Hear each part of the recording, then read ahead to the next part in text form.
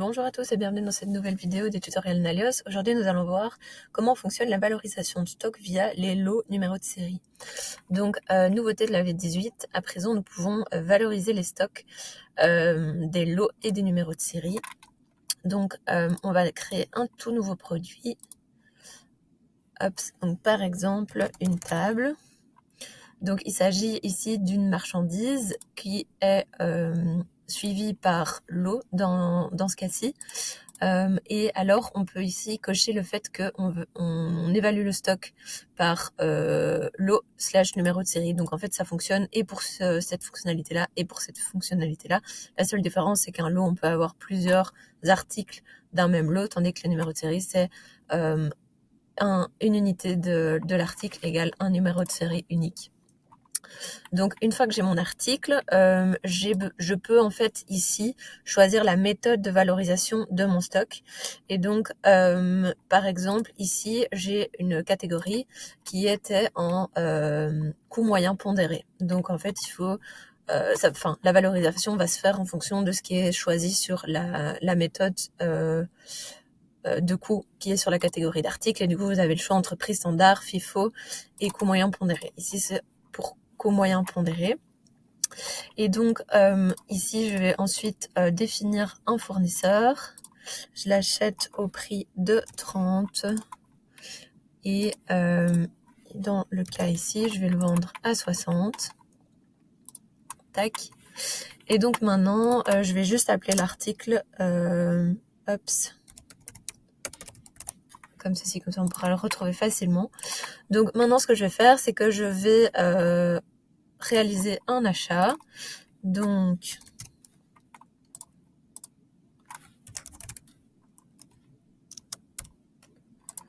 je vais en acheter une centaine. Tac. Je confirme ma commande. Donc pour le moment donc on peut voir que le coût est valorisé toujours à 0 puisque je n'ai pas encore réceptionné mes marchandises. Donc maintenant je vais réceptionner ma marchandise. Ici vu que j'ai choisi par lot, je dois indiquer un lot. Donc ici c'est le même, donc lot. Voilà. Je valide. Et donc ici maintenant, si je retourne sur mon article, on peut voir que le coût a été valorisé. Donc forcément, j'ai fait qu'un achat ici pour le moment, donc c'est égal à mon prix d'achat. Et pour la valeur du stock, on peut aller dans inventaire, analyse, valorisation. Et donc si je fais un filtre sur tout mon stock de la table valuation, on peut voir ici que tout ce lot-là a été évalué à 3000. Ensuite, maintenant, je vais faire une autre vente, un autre achat, pardon. Hop. Donc, je vais dupliquer mon achat précédent, mais cette fois-ci, mes prix ont évolué. Et donc, on est passé à 40.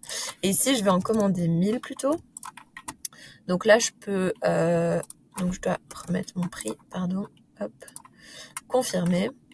Donc là, je vais aller réceptionner les produits, sauf qu'ici, j'ai reçu 10 numéros de lot, imaginons. Donc, je vais importer les lots comme ceci. Et c'est par lot de 100. Tac. Généré. Donc ici, j'ai du coup 10 lots différents. J'enregistre et je peux confirmer.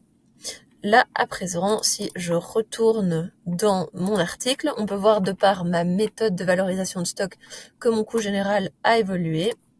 Et si je vais dans ma valorisation, tac, valuation, voilà.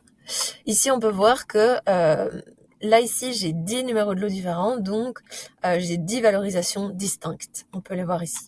Et alors, un des autres avantages, c'est que si je vais dans les lots et que donc je vais de nouveau sur mon article, hop, je vais par exemple sur le premier que j'avais généré, on peut voir ici que j'ai un coût spécifique sur chacun des lots qui est différent. Et c'est combiné au fait que le coût général de l'article est exprimé en coût moyen pondéré. Et donc c'est assez pratique en fonction de qu'est-ce qu'on va utiliser dans l'inventaire, d'avoir la valorisation par lot ou numéro de série. On se retrouve bientôt pour des nouvelles vidéos.